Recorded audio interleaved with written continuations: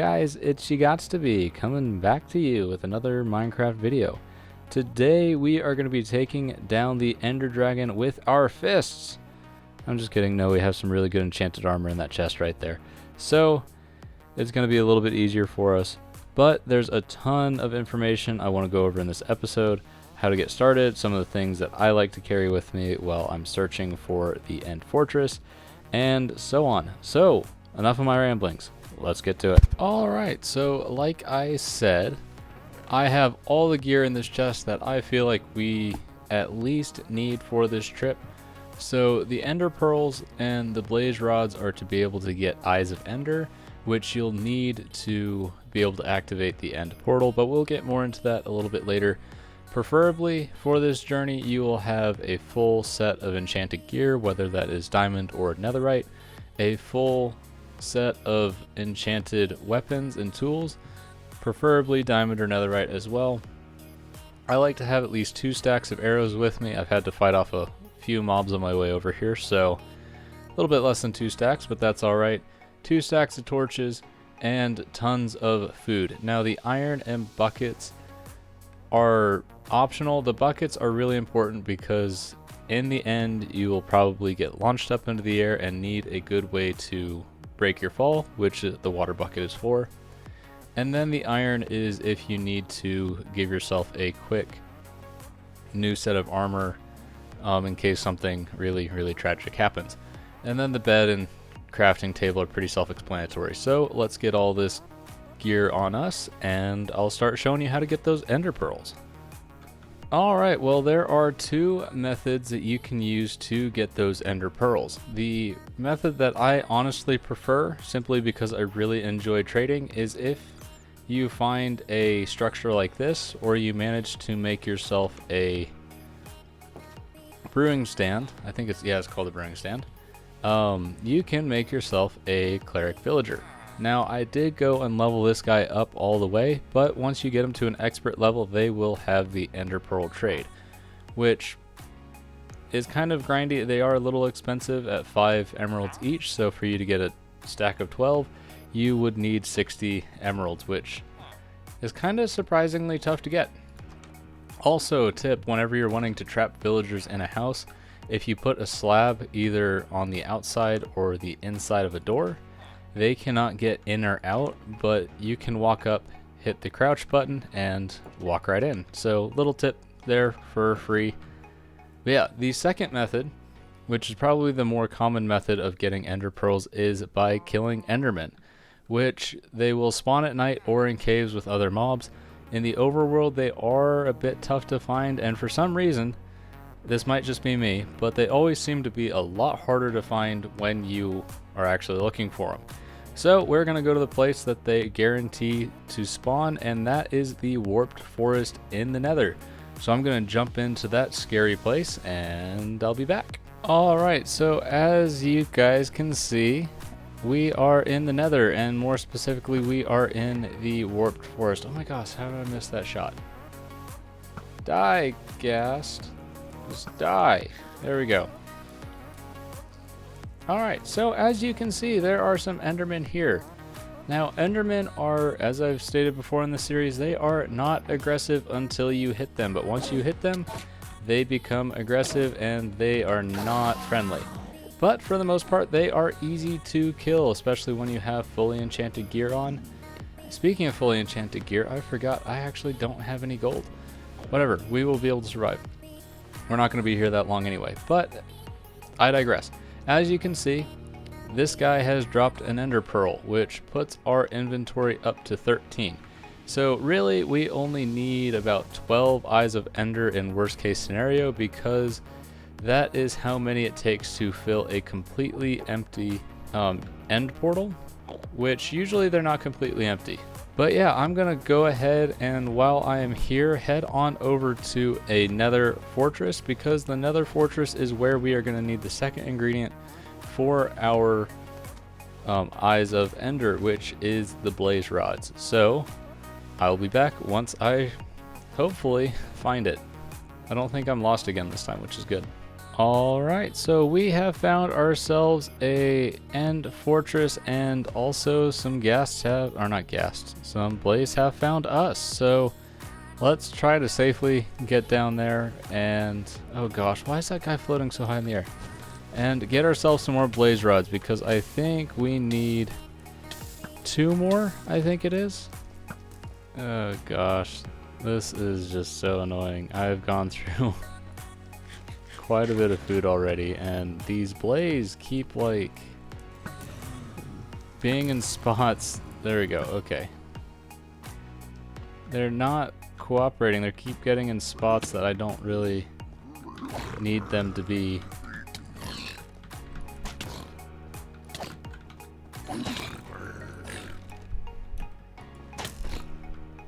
Goodbye. Okay, well, how many that put us up to? That will give us 12, which, yeah, let's just go with that. Alright, well, I'm already tired of the Nether, so I'm going to jump back to the overworld and show you what we can do with those Eyes of Ender. So, as usual, I'll be back. Alright, now we are back in the overworld, which means we can take those ender pearls and blaze powder and now make ourselves some Eyes of Ender. So, I'm not really sure how many I want to make. I'll just make one at a time and show you how it works.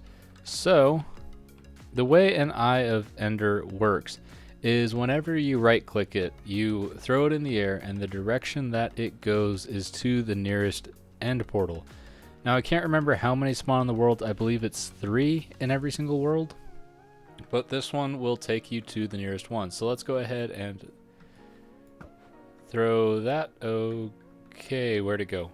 Oh, it went that way. So we are gonna head off in that direction, and every once in a while, every couple hundred blocks or so, we will throw it again and see how close we can get. Now, these guys are underground, so when you do throw the end pearl and it goes into the ground, that means you are basically right on top of it and can start digging.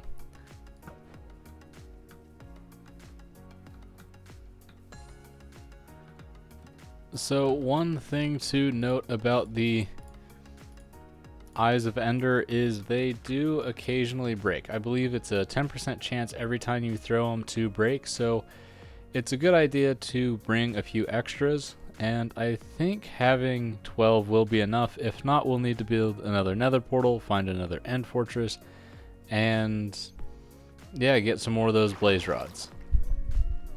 Alright, so update on the search for the end fortress. I actually started going in direction through an ender pearl, or not ender pearl, Eye of Ender, and it took me in the opposite direction. So let's throw another one and see.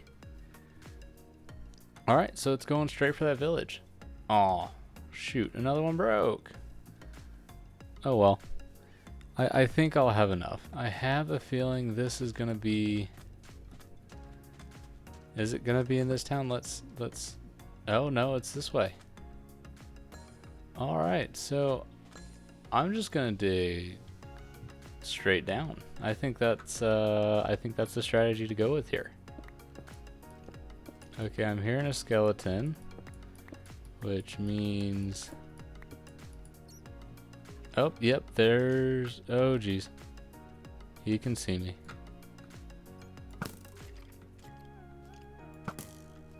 Crap.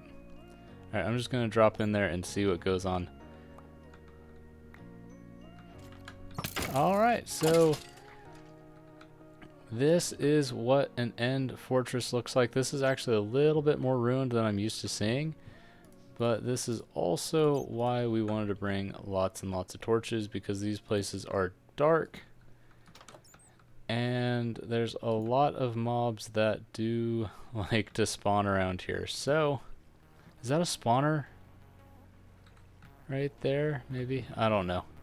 But yeah, these things, you just got to explore them a little bit, see where the end portal is, and sometimes, yeah, it's just a bit tricky to find. Ah, I hear lava. Is that coming above me or... Oh, let's just dig through. Oh, hey, there we go. Alright, so this is the end portal room, and this is a silverfish. So the thing about silverfish is if you can't kill them in the first hit, it will break the infected blocks around, and you can't tell what the infested blocks are. They just will spawn silverfish when you either hit them or hit a silverfish without killing them. Oh, do I... Crap. I'm going to be one end pearl short of filling this in. You gotta be kidding me.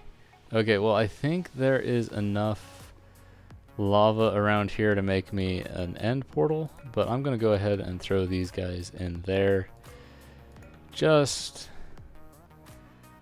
because I don't want to have them in my inventory. Gosh darn it, every time. Always bring one more than you think. Okay, well, I'm gonna set myself up a little kind of base in here, get my bed and everything situated just so all that's nearby. And yeah, I'll make myself a new end portal to, or not end portal, nether portal to hopefully be able to get that blaze rod. Well, thankfully we were able to do that without issue. So yeah, let's kind of get ourselves situated to go to the end and kill the end dragon. And yeah, let's do that. Alright, we need to make sure our spawn point is set, because if we die, we don't want to be sent back to the world spawn or pretty much anywhere else. So if we die, we're going to end up right back here. And here is the moment of truth. It's actually been a while since I've gotten to see this. So, alright, all we gotta do is eat up, make sure our health is in order, and yeah, here we go. Alright, as you can see, the end dragon has the hearts on top, so we need to find our way up to where they are. Also, make sure you kind of keep your head down around here, because the Endermen spawn here, and as usual they get aggressive with eye contact, so don't look at them. Alright, there he is. Alright, so the way you kill this guy is, for one, hitting him with weapons, but also there are all these crystals around the perimeter. These will heal the Ender Dragon, so we need to start wiping these things out. If you can time it right, you can make the explosion hurt the dragon, which is good. Alright, another little trick that you can do to get up to the crystals, if your aim is as bad as mine right now, is, yeah, you can water pillar your way up there. Oh my gosh, I never actually looked at you. Stop it. There's another one down. And the one in the cages, it's a little bit different strategy. You either have to pillar up, which thankfully digging up to where we are gave us a lot of end stones, so we can just come to the far side and pillar our way up, and yeah. So this one gets a little tricky, so there we go. If you put yourself a little bucket of water and yeah, pillar your way up, it will reduce the damage taken by the blast, and yeah, that is very good. So I think this is the last one. Another way you can get your way up to these crystals is by water pillaring. So you pick up the bucket of water and just keep placing it until you get as high up as you want. Where did my bucket of water go? There it is. There we go. And blow that up. And I think, pretty sure that was the last. Oh, nope, there's one more crystal over there. Gosh darn it. This is the tedious part and the scary part of the Ender Dragon, because this guy deals a lot of damage and you have to be super careful where you're looking. So yeah, let's just pillar up to this one, and then we can actually start dealing some damage to the Ender Dragon. Oh my gosh. Oh! Oh, I almost died there. Oh, no, no, no, no. Oh, get away from me. Alright, so now we can start shooting the dragon with the arrows, or wait till he comes over the center pillar, which is normally where they would heal, but now that we destroyed all the crystals, the dragon will no longer heal. So now it's pretty much just a dodging, running around game, seeing who will prevail, which should be us, because we have lots of arrows and really good weapons. Oh no. Yeah, these little auras do a ton of damage, and I just ticked off another Enderman.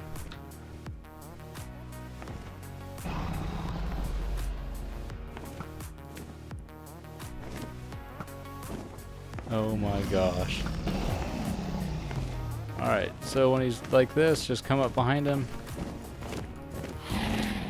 Oh, no, no, no. Oh, crap. Oh, yeah. I almost shot myself with an arrow. That was clutch right there. Oh my goodness. Give me my water bucket back.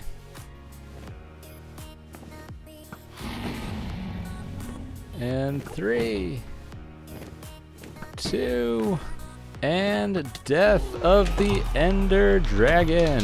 There we go. Screenshot that bad boy right there.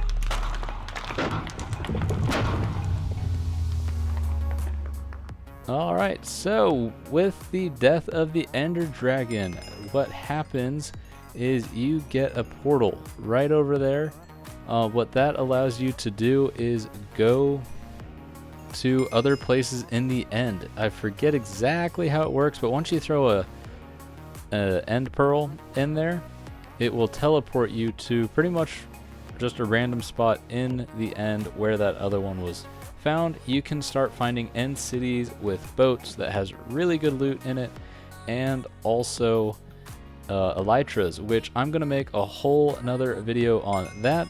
But that is it for us today. In this series, we were able to go from punching trees to killing an interdimensional dragon in just 8 short episodes. So if you guys want to see any of my other Beginner's Guide to Minecraft episodes, please look down in the description. You'll find those links there. But as usual, I'm You Gots to Be, and as always, I gots to go.